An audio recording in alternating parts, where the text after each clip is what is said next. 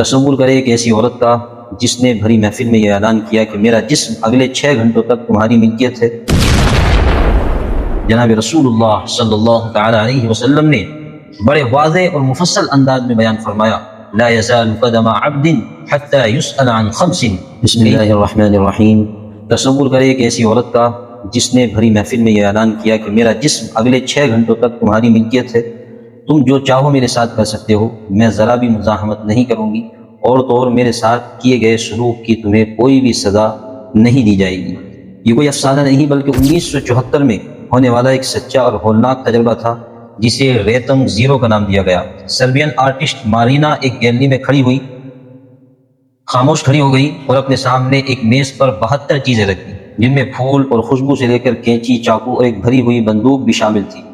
شروع میں لوگ بہت مہذب بنے رہے، کسی نے اسے گلاب دیا، کسی نے پیار کیا، کسی نے اس کی تصویر کھینچی، لیکن جیسے جیسے وقت گزرتا گیا اور لوگوں کو یہ یقین ہو گیا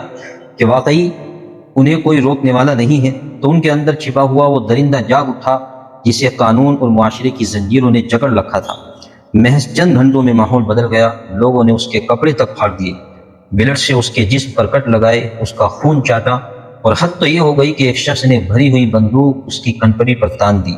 مارینا پتھر کا بت بنی سب سہتی رہی، یہاں تک کہ کچھ لوگوں نے مداخلت کر کے اسے اس بھیڑ سے بچایا۔ یہ تجربہ چیخ چیخ کر ایک ہی حقیقت بیان کر رہا ہے کہ اگر انسان کے دل سے سزا کا خوف اور جواب دہی کا احساس اگر نکل جائے تو وہ سیکنڈوں میں شیطان بن جاتا ہے، اور اشرف المخلوقات کے عظیم منصب سے گر کر وہ نیچے بدترین حیوان بن جاتا ہے۔ جو لوگ یہ دعویٰ کرتے ہیں کہ ہمیں اخلاقیات کے لیے، اچھے انسان بننے کے لیے کسی مذہب کی ضرورت نہیں ہے یا کسی خدا کے خوف کی ضرورت نہیں ہے، مارینا کے جسم پر لگے یہ زخم ان کے لیے ایک آئینہ ہے۔ سچ تو یہ ہے کہ انسانیت صرف اس وقت تک باقی رہ سکتی ہے جب تک انسان کے اندر یہ احساس ہو کہ ہاں ہمیں کوئی دیکھ رہا ہے اور ہمیں اپنے کیے کا جواب دینا ہے، ہر عمل کا ہم کو حساب دینا ہے۔ مذہبی وہ پہرے دار ہے جو ہمیں اندھیروں میں بھی انسان بنے رہنے پر مجبور کرتا ہے، ورنہ بغیر کسی الہی ہدایت کے یہ دنیا ایک جنگل میں بدل جائے گی جہاں صرف طاقتور کا قانون چلے گا۔ اور اسی بات کو، اسی احساس کو، اسی نظریے کو زندہ کرنے کے لیے اللہ تبارک و تعالی نے اور انسان کی اصلاح کے لیے قرآن کریم کے اندر فرمایا، افحسبتم انما خلقناکم عبثا وانکم الینا لا ترجعون، کہ کیا ہم نے تم سب کو بیکار پیدا کیا ہے؟ اگر تمہارا یہ خیال ہے کہ تم سب بیکار پیدا کیے گئے ہو اور تم اس دنیا میں جو چاہو کرو، اگر یہ تمہارا خیال ہے تو اس خیال کو ذہن سے نکال باہر کرو، اس لیے کہ ہر شخص کو اپنے کیے کی ایک ایک حرکت کا جواب دینا ہے اور اللہ تبارک و تعالیٰ کے سامنے لوٹ کر جانا ہے۔ اسی مضمون کو جناب رسول اللہ صلی اللہ تعالی علیہ وسلم نے بڑے واضح اور مفصل انداز میں بیان فرمایا، لا يزال قدم عبد حتى يسأل عن خمس، کہ انسان کے قدم روز قیامت اس وقت تک آگے نہیں بڑھ سکتے جب تک کہ وہ 5 چیزوں کے بارے میں جواب نہ دے دے۔ عن عمره فيما افنى، کہ انسان سے اس کی عمر کے بارے میں سوال کیا جائے گا کہ ہم نے 60 سال کی، 50 سال کی، 70 سال کی زندگی آپ کو عطا فرمائی تھی، آپ نے کہاں گزاری؟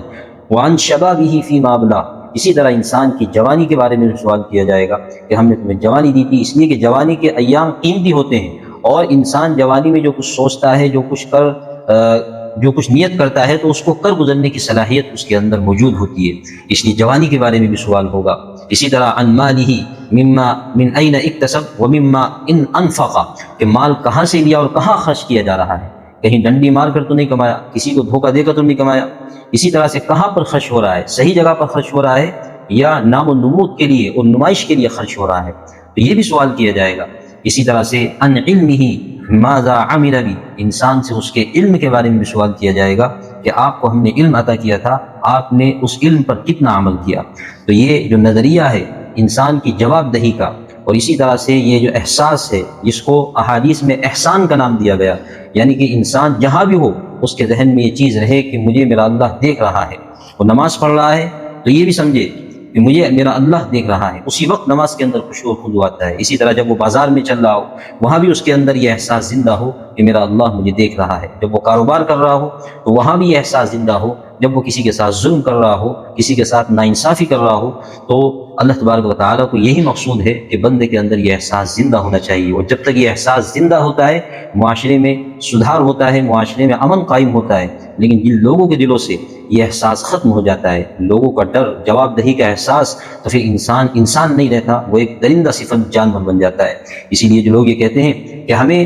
اخلاقیات کے لیے یا اچھا بننے کے لیے کسی مذہب کی ضرورت نہیں ہے، اور یہ سربین جو آرٹسٹ ہے مارینا، ان کے جسموں پر اور ان کا جو تجربہ تھا اس تجربے کی بنیاد پر ان کے جسم پر جو زخموں کے نشان ہیں وہ چیخ چیخ کر یہی گواہی دے رہے ہیں کہ اگر انسان کے دل سے خوف خدا اور جواب دہی کا احساس اگر ختم ہو جائے تو پھر انسان نہیں رہتا۔ اللہ تعالی ہم سب کو عمل کی توفیق عطا فرمائے اور معاشرے میں امن و امان قائم فرمائے۔ وآخر دعوانا ان الحمد للہ رب العالمین۔